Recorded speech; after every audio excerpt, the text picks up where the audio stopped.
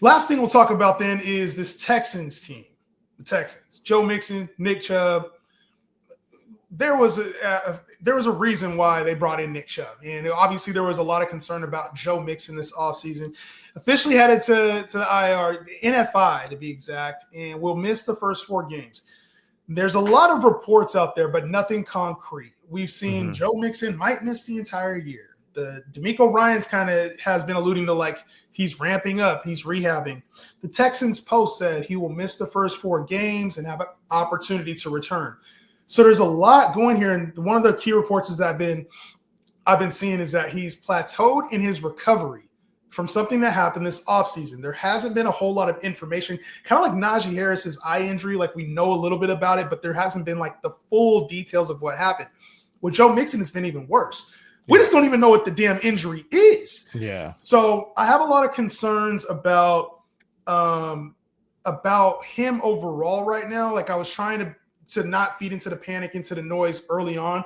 But it's getting to a point now we're here in the season. It's fantasy. We have to play with the information that we have. And the information is that he's not close to being ready on the field.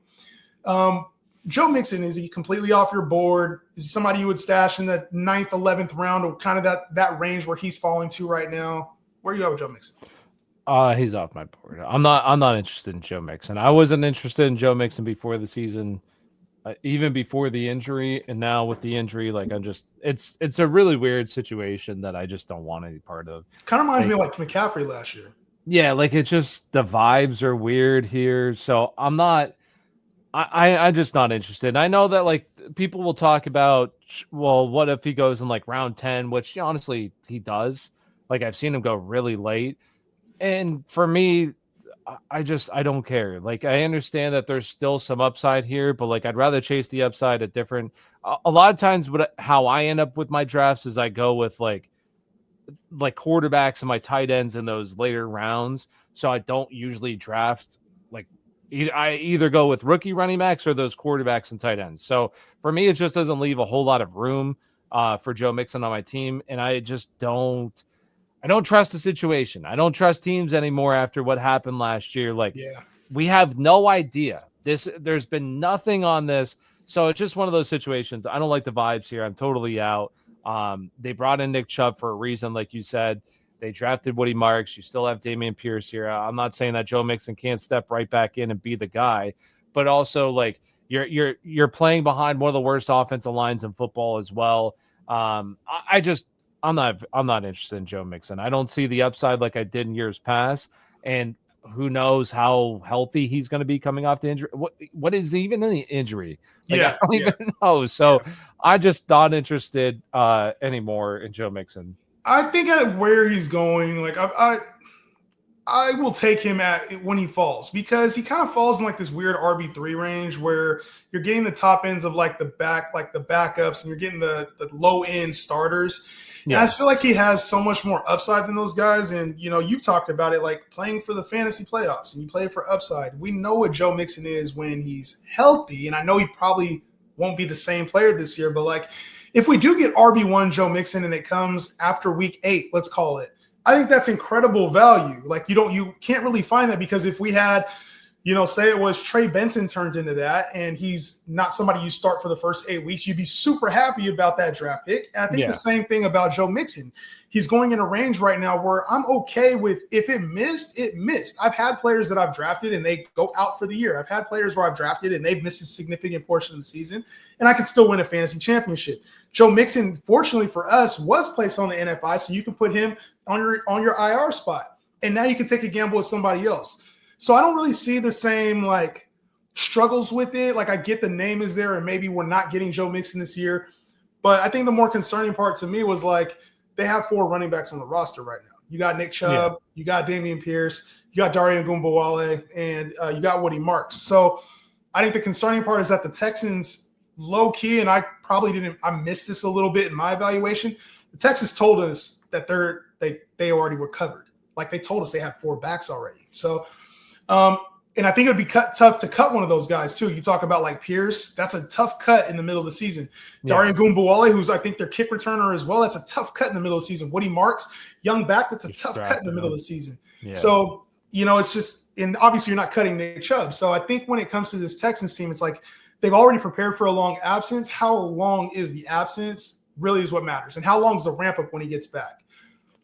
As far as that's the other part too, though, is like, that's why I don't want him, because like you said that you can stash him on your IR spot, which yes, but also like why I'd rather take those other guys is that after the first few weeks you can cut him. Like, okay, where like Joe Mixon, you could be holding out hope and it's still week 10 and you're still like, all right, is he coming back? Like, what are we doing? But if he's on your here? IR, it doesn't hurt you. Yeah, but you're definitely gonna run into other situations where you're gonna have players that are hurt, especially in the leagues where you can have players that are out and you can put them in your IR spot. Now that's taking up a spot on your bench where, all right, now I'm continuously waiting. And especially like during bye weeks or multiple players on your team get hurt, he's eating away a roster spot. Now I completely understand that the upside could definitely be there, but like he's just one of those guys where I'm okay with going with like Jaden Blue. And if Jaden Blue's seeing no touches whatsoever, I'll cut him. He's gone. And now I can just have that free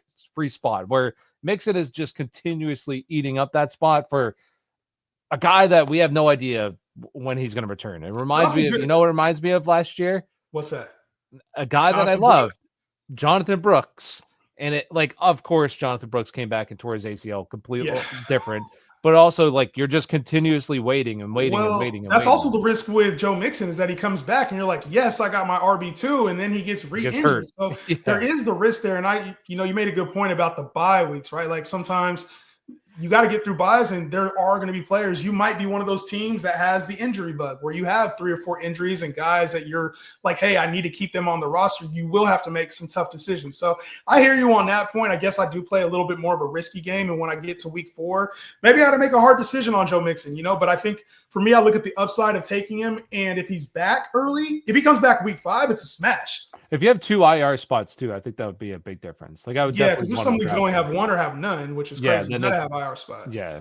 If he comes back by week 5, I'd feel much better. If he came back by if it's week 9, week 10, or I don't know when the Texans bye is, but to be honest, that sounds and like we've been saying, we have no idea. Like they haven't told us anything about this situation. It's been really weird. So here would be my timeline. Here would be my timeline before we get into the backups real quick. The backups should be quick.